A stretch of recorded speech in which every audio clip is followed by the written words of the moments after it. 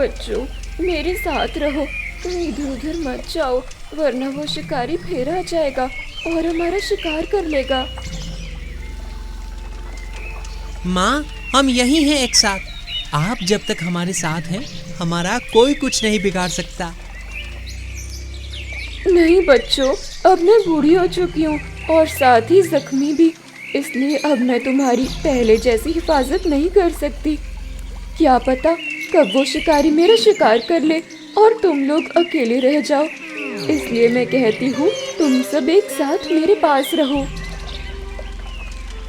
ठीक है माँ, हम सब यहीं हैं आपके पास। हिरनी और उसके बच्चे आपस में बातें कर रहे होते हैं कि तभी वहाँ शिकारी आता हुआ दिखाई देता है।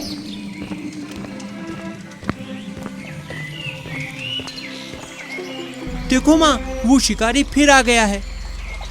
डरो नहीं बच्चे, जब तक मैं हूँ वो शिकारी तुम्हारा कुछ नहीं बिगाड़ सकता।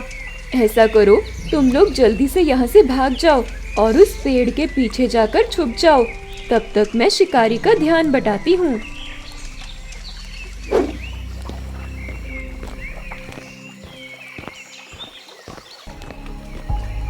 अरे वाह, आज तो ये हिरनी बिल्कुल अकेली है। लगता है इसके बच्चे साथ नहीं है। आज तो मैं इसका शिकार करके ही जाऊंगा।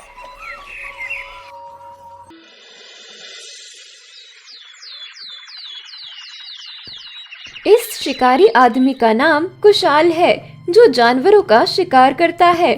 कुशाल हरिपुर गांव में रहता है। एक दिन हरिपुर गांव के जंगल में शिकार करते समय उसकी नजर हिरनी पर आ जाती है, जिसके 3 छोटे छोटे बच्चे हैं।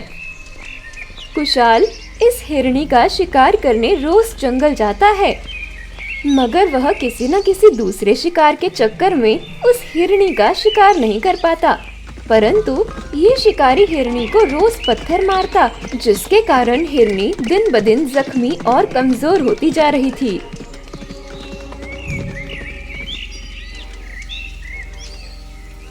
आज तुझे कौन बचाएगा मेरे शिकार से?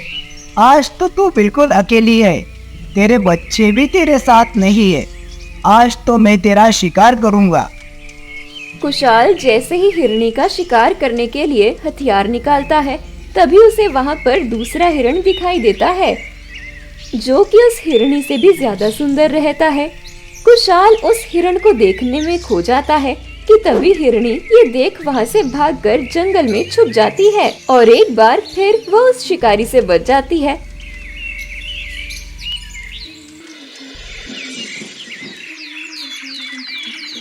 दूसरे दिन हिरनी अपने बच्चों के साथ उसी जगह पर रहती है और कहती है, बच्चों जल्दी जल्दी अपना खेल खत्म करो और चलो यहाँ से, इससे पहले कि आज फिर वो शिकारी आ जाए।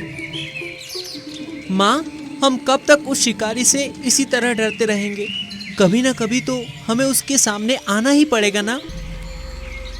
बच्चों, तुम्हारी बात बिल्कुल सही है, लेकिन वह शिकारी बहुत खतरनाक है। वह कब से हमारा शिकार करने में लगा है। अगर उसे कल दूसरा हिरण नहीं दिखा होता तो वह मुझे मार देता। माँ, फिर हम इस शिकारी से बचने के लिए क्या करें? पता नहीं बेटा, ये तो मैं भी नहीं बता सकती। माँ, जैसा कि आपने कहा है, हम अभी छोटे हैं, तो वो शिकारी अभी हमारा शिकार नहीं करेगा। वो हमारे बड़े होने का इंतजार कर रहा है, लेकिन अभी वो सिर्फ आपका शिकार करने में लगा हुआ है। तो क्यों ना आप इस जंगल से निकलकर दूसरे जंगल में छुप जाएं? तो वो शिकारी आप तक नहीं पहुंच सकेगा और फिर मौका देखते ही हम सब भी आपके पास आ जाएंगे। हिरनी अपने बच्चों की बात मानकर दूसरे जंगल में छुप जाती है।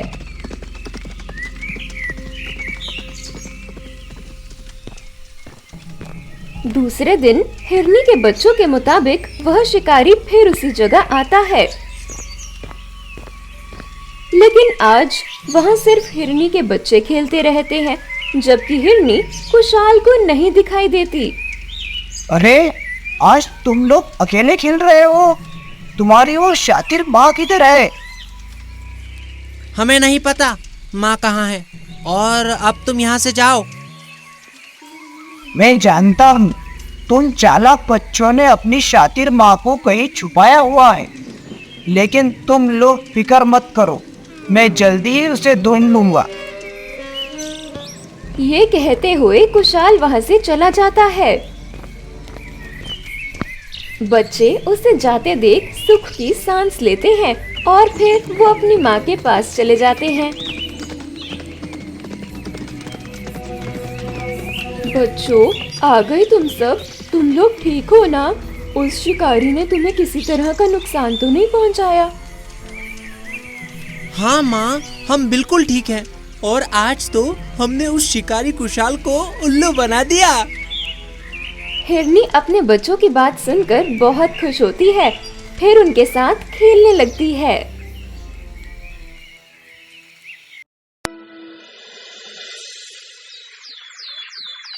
इधर सूर्यवीर नाम का राजा अपने बेटे शौर्य से बहुत प्रेम करता है। शौर्य भी अपने पिता को उतना ही चाहता है। पुत्र, जब से तुम आए हो तब से हमारा जीवन ही बदल गया है। हमारे जीवन में सुख शांति के साथ साथ खुशहाली भी आ गई है। हमारे राज्य की प्रजा भी तुम्हें बहुत पसंद करती है। तुम जल्दी बड़े हो जाओ, फिर मैं तुम्हें इस राज्य का राजा बना दूंगा। माताश्री, पिताश्री, आप जैसे महान और पराक्रमी राजा रानी का पुत्र होने का मुझे सौभाग्य मिला। ये मेरे लिए बहुत बड़ी बात है। पिताश्री, मैं तुमसे वादा करता हूँ कि मैं तुम्हारा नाम और गौरव को और ऊंचाइयों तक लेकर जाऊंगा। पुत्र, तुम अभी छोटे हो, इतनी बड़ी बड़ी बातें मत सोचो। चलो, अब रात हो रही है, अभी हमें भी आराम करना चाहिए। तुम भी अपने कक्ष में जाओ और सो जाओ। फिर शौर्य उसके कक्ष में गया और सो गया।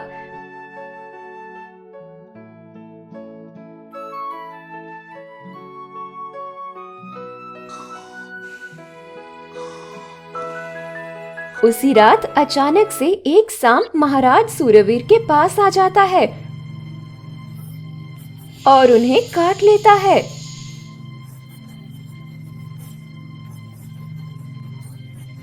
सुबह जब रानी उठी तो उन्हें महाराज के हाथ से खून बहते हुए दिखा और उन्होंने देखा कि महाराज होश में नहीं है। तो रानी जी तुरंत तो हल्ला करती है और सभी को बुलाती है। शौर्य को पता चलते ही शौर्य तुरंत वैद्य जी को लेकर आता है। वैद्य जी महाराज को जांचते हैं। वैद्य जी, पिताजी को क्या हुआ है? पुत्र शौर्य, राजा को किसी खतरनाक सांप ने काटा है। तो वैद्य जी, पिताजी की जान कैसे बचाई जा सकती है? पुत्र शौर्य, महाराज की जान सिर्फ एक तरीके से बचाई जा सकती है। बताइए वैद्य जी, मैं पिताजी की जान बचाने के लिए कुछ भी करने को तैयार हूं। ठीक है पुत्र, तो सुनो। हरिपुर गांव में एक जंगल है, वहां जाकर तुम्हें एक अनोखी जड़ी बूटी लानी होगी। ठीक है वैद्य जी, मैं जल्द ही वो जड़ी बूटी लेकर आता हूं। उस जड़ी बूटी को लाना इतना आसान नहीं है पुत्र। उस जंगल में एक खतरनाक शिकारी रहता है जो वहां के मासूम जानवरों का शिकार करता है। तुम्हें किसी तरह उस शिकारी को अपने काबू में करना होगा और उसे बिना बताए उसके घर के पास लगी हुई जड़ी बूटी लाना होगा। और हाँ, याद रहे, उस शिकारी को जरा भी भनक नहीं लगनी चाहिए कि तुम राजा के बेटे हो। शौर्य वैद्य की बात ध्यान से सुनता है और फिर जंगल से जड़ी बूटी लेने चला जाता है।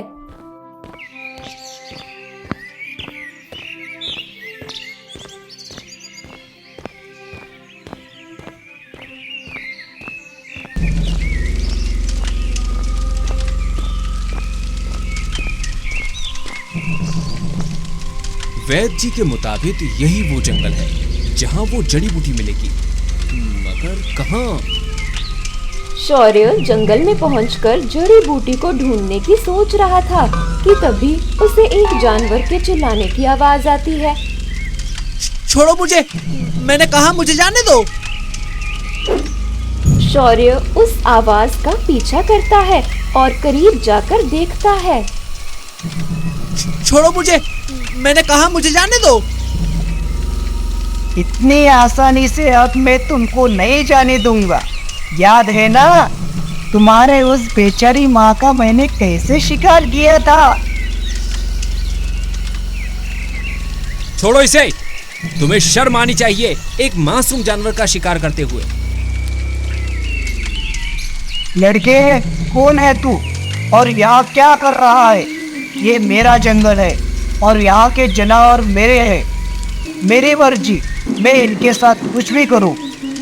कुशाल ये कहते हुए जैसे ही अपना हथियार उस मासूम हिरण पर चलाता है, तभी शौर्य तेजी से अपने हथियार से कुशाल पर वार कर देता है और कुशाल वहीं दर्द से गिर जाता है।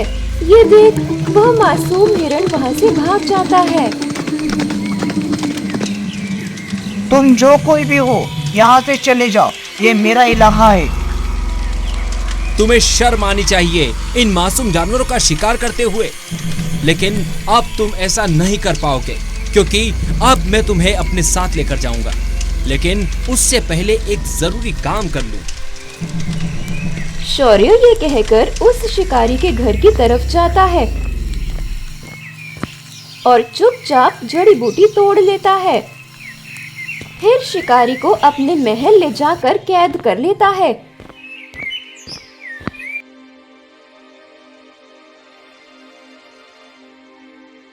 दूसरी तरफ राजा उस जड़ी बूटी को मिलते ही ठीक हो जाता है और महल में अपनी सभा के साथ बैठता है।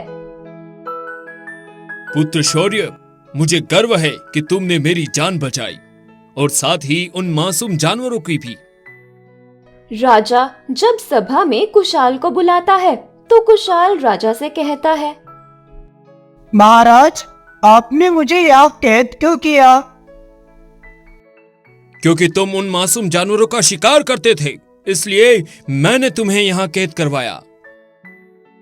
याद करो, जब वो बेचारी हिरनी अपने बच्चों के साथ उस दूसरे जंगल में छुपी हुई थी, तब तुमने उसका शिकार करके कैसे बेरहमी से उसे मार दिया था। लेकिन महाराज, ये बात आपको कैसे पता? तुम शायद भूल रहे हो कि उस हिरणी के 3 बच्चे भी थे। मैं एक दिन जंगल की सैर पर निकला था, तभी मुझे उन मासूम बच्चों ने बताया कि कैसे तुमने बेरहमी से उनकी मां का शिकार किया। मैंने उसी वक्त सोच लिया था कि बहुत जल्द तुम मेरी कैद में होंगे, और फिर मैं सही समय आने का इंतजार कर रहा था।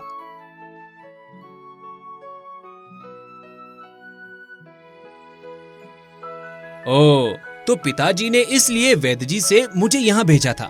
वो जड़ी बूटी तो दूसरे जंगल में भी मिल सकती थी। हाँ पुत्र शौर्य, वैद्य जी को सब कुछ पता था और मैं चाहता था जैसे इसने उन मासूम जानवरों का शिकार किया, वैसे ही तुम इनका शिकार करो। वो कहते हैं ना, जैसे को तैसा।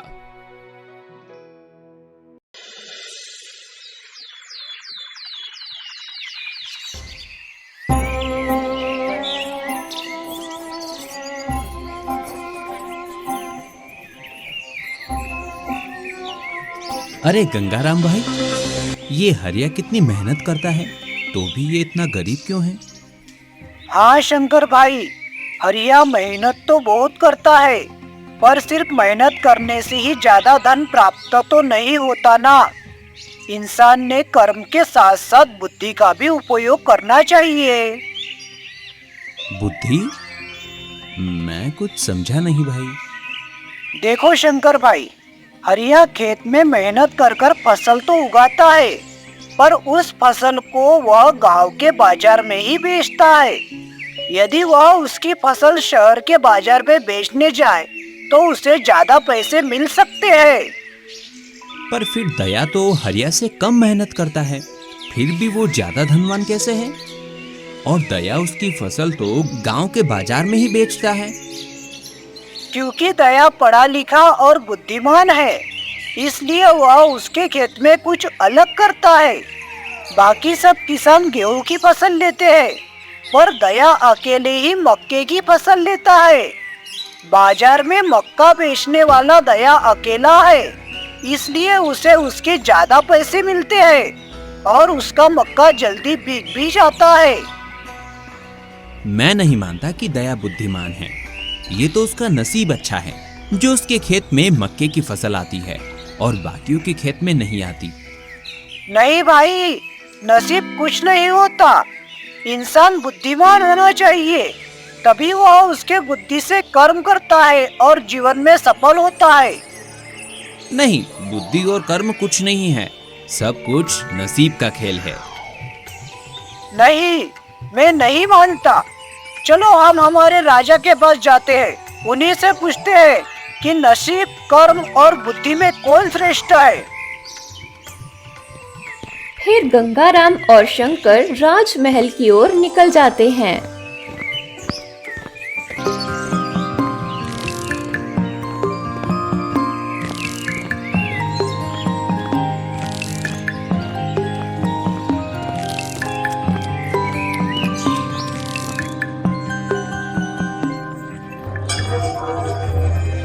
अरे, कौन हो तुम और यहाँ पर क्यों आए हो? प्रणाम महाराज, मैं गंगाराम हूँ और ये मेरा मित्र शंकर है। शंकर का मानना है कि बुद्धि और कर्म कुछ नहीं होता, सब कुछ नसीब से ही मिलता है। पर मेरा मानना है कि बुद्धि के बिना ना ही इंसान कर्म कर सकता है और ना ही उसका नसीब बदल सकता है। अब महाराज तुम ही बताइए कि कर्म, बुद्धि और नसीब में कौन श्रेष्ठ है। कर्म, बुद्धि और नसीब में कौन सर्वश्रेष्ठ है? ये तो बड़ा सोचने वाला सवाल है। महाराज कुछ देर सोचते हैं और फिर महामंत्री से पूछते हैं। मंत्री जी, तुम बताओ कि कर्म, बुद्धि और नसीब में कौन सर्वश्रेष्ठ है? महाराज, मुझे तो लगता है कि कर्म ही श्रेष्ठ है, क्योंकि सब कुछ कर्म करने से ही प्राप्त हो सकता है। कितनों के पास बुद्धि होती है पर वे कर्म ही नहीं करते, तो फिर उनके बुद्धि का क्या उपयोग। और नसीब भी तो कर्म करने वालों के साथ ही होता है। तुम्हारी बात ठीक है मंत्री जी, पर बिना बुद्धि के कोई अच्छे कर्म कैसे करेगा? मैं तुम्हारे जवाब से संतुष्ट नहीं हूँ। गंगाराम, मैं तुम्हें इस सवाल का जवाब 1 महीने बाद दूंगा। ठीक है महाराज। फिर गंगाराम और शंकर राजमहल से उनके घर की ओर निकल जाते हैं।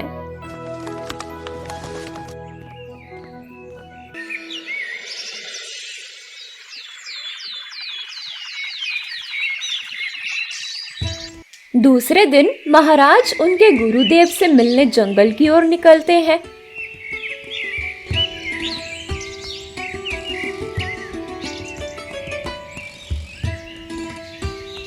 महाराज गुरुदेव के आश्रम में जाते हैं। प्रणाम गुरुदेव। प्रणाम पुत्र, क्या हुआ है? आज तुम इतने चिंतित क्यों दिख रहे हो? गुरुदेव, मुझे एक सवाल का जवाब नहीं मिल रहा है। कैसा सवाल? पूछो मुझसे। कर्म, बुद्धि और नसीब में से कौन सर्वश्रेष्ठ है गुरुदेव? अच्छा, तो ये सवाल तुम्हें परेशान कर रहा है। तुम अभी राजमहल जाओ और 3 आदमियों को लेकर आओ, जिनमें से एक बहुत कर्म करने वाला होना चाहिए, दूसरा बहुत बुद्धिमान होना चाहिए और तीसरा सिर्फ नसीब के भरोसे जीने वाला होना चाहिए।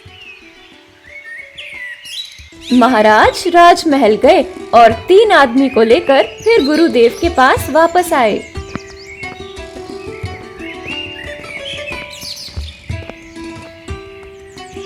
लो गुरुदेव, मैं ले आया इन 3 आदमियों को। इनमें से हरिया बहुत ज्यादा कर्म करता है, ये सुखराम है, सिर्फ नसीब के भरोसे जीता है, और ये रामू बहुत चतुर और बुद्धिमान है। गुरुदेव तीनों की तरफ देखते हैं और कहते हैं, तुम तीनों को मैंने यहाँ पर मेरा एक काम करने के लिए बुलाया है। अगले 10 दिन तक तुम्हें जंगल से लकड़ियाँ इकट्ठा करना है और गांव में बेचना है।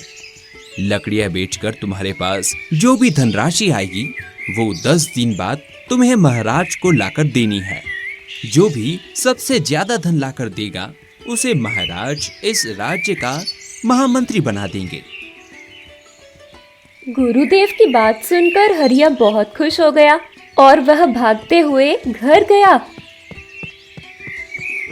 उसने घर से कुल्हाड़ी उठाई और जंगल की ओर भागा।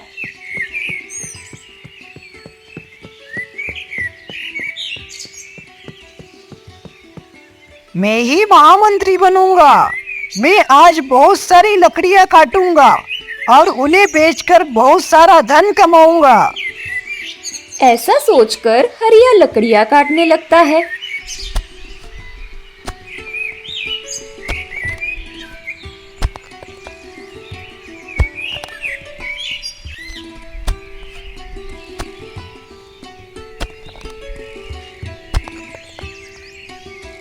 उसने 4 गट्टे लकड़ियां काट ली, पर जब लकड़ियों के गट्टे उठाने की बारी आई तब वह एक ही गट्टा उठा पाया। अरे, मैं तो एक गट्टे से ज्यादा लकड़ियां नहीं उठा पा रहा हूँ। अब मेरी इतनी सारी लकड़ियां यहीं पर रह जाएगी। मैं ऐसा करता हूँ, जल्दी से मैं एक गट्टा बेचकर आता हूँ और फिर दूसरा लेकर जाऊंगा।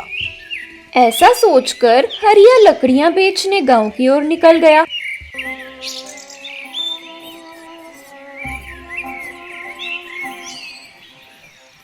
उसने गांव में जाकर लकड़ियां बेच दी और फिर वह जंगल की ओर निकला, पर तब तक शाम हो गई थी। अरे, ये क्या? अभी तो शाम हो गई। मेरे जंगल में पहुंचने तक रात हो जाएगी। रात में तो जंगली जानवर बाहर आ जाते हैं, इसलिए अभी मैं जंगल में नहीं जा सकता। मैं कल सुबह सुबह जंगल जाऊंगा और बची हुई लकड़ियां लाकर गांव में भेज दूंगा। ऐसा सोचकर हरिया घर चला गया।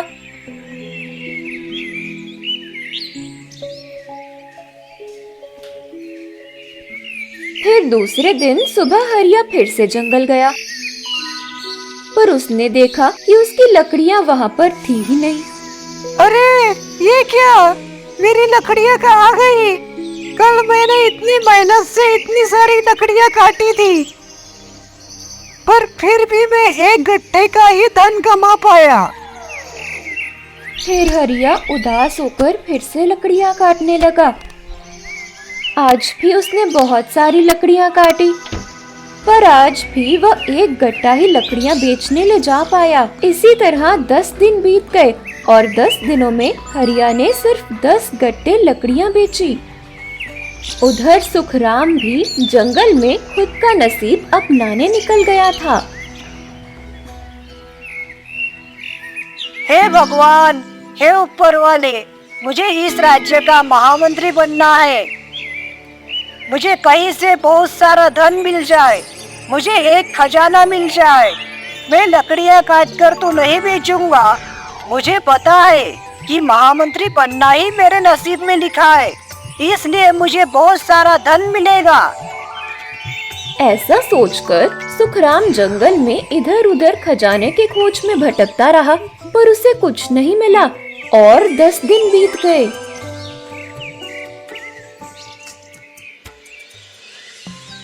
इधर बुद्धिमान राम गुरुदेव के पास से घर आया। उसने 2 कुल्हाड़ी को धार लगाई और बैलगाड़ी लेकर जंगल की ओर निकल गया।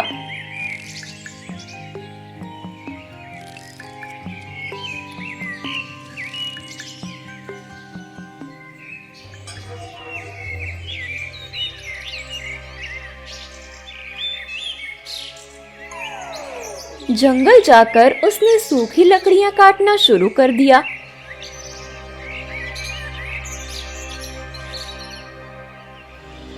उसने बहुत सारी लकड़ियां काटी, फिर उन्हें बैलगाड़ी में रखा और गांव में बेचने के लिए आया।